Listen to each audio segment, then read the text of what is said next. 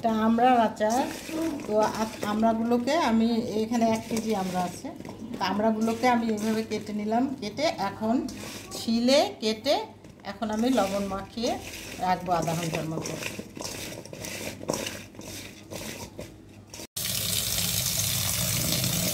এখন আমড়াটাকে ভালো করে ধুয়ে নিচ্ছি, লবণ মাখানো আমড়াটাকে এখন ভালো করে ধুয়ে নিচ্ছি।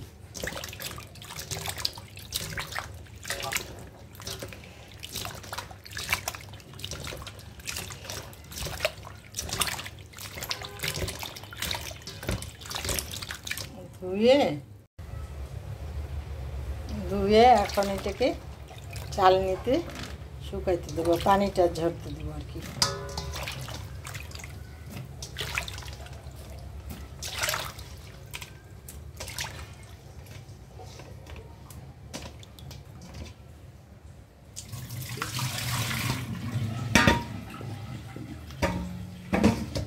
পানিটা ঝরবে তারপরে প্রসেস করব।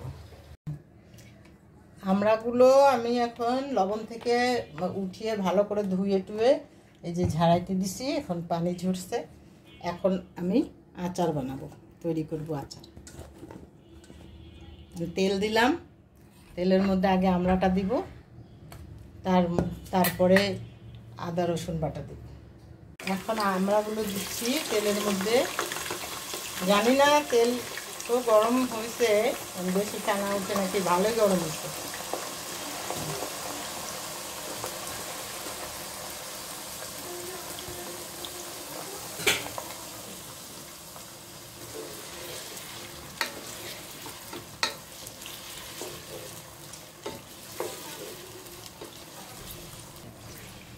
এখন আদা বাটা আর রসুন বাটা দিলাম। 1 কেজি আমড়ার মধ্যে আমি হচ্ছে 3 চা চামচ রসুন বাটা আর 2 চা চামচ আদা বাটা দিলাম।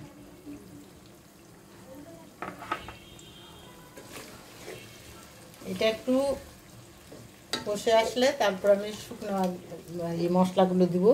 এগুলো আমি ভিনেগার দিয়ে ভিজিয়ে রাখছি। এখানে আছে মৌরি, তারপরে আজওয়াইন, মৌরি আর এই কি যেন ওইটার নাম, মেথি, আজওয়াইন, মৌরি এর মধ্যে আছে।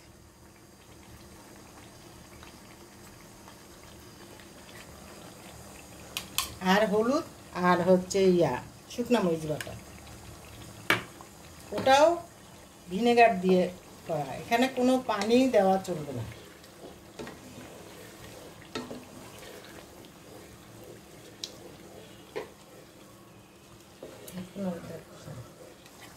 এখন আমি এই যে শুকনো মশলাগুলো যে ভিনেগারে ভিজানো ছিল সেগুলো দিয়ে দিচ্ছি।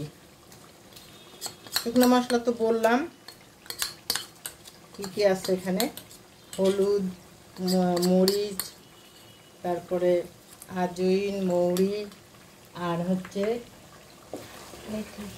হ্যাঁ, আজওয়াইন, মৌরি আর মেথি।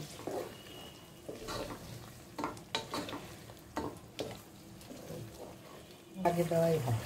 এখন 1/2 কাপ চিনি দিলাম। চিনিটা আগে দিয়ে দিলাম, চিনিটা দিলে তাহলে আমড়াটা চট করে গলে যাবে না। চিনি দিলাম, লবণ দিলাম। চিনি লবণ এগুলো আপনাদের ইচ্ছা মতো দিবেন। মিষ্টি খেতে চাইলে মিষ্টি বেশি চিনি দিবেন। আমি 1/2 কাপ দিলাম। আমার এখানে 1 কেজি আমড়া আছে। এখন সরিষার গুঁড়া দিব এখানে 2 চামচ, 3 চা চামচ। এখানে সরিষার গুঁড়া 3 চা চামচ। কালি জিরা দিব হচ্ছে এই চা চামচের 4 ভাগের 1 ভাগ। আর কয়েকটা শুকনো মরিচ কেটে দিলাম।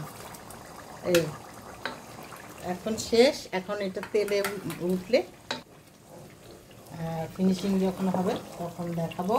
এটাকে একদম গরম গরম ঢুকাইতে হবে ইয়ার মধ্যে, বোতলে। আচারটা হয়ে গেছে, এখন নামাবো। এখন এটা বোতলে থাকতে থাকতে যতটুকু আর কি নরম হবে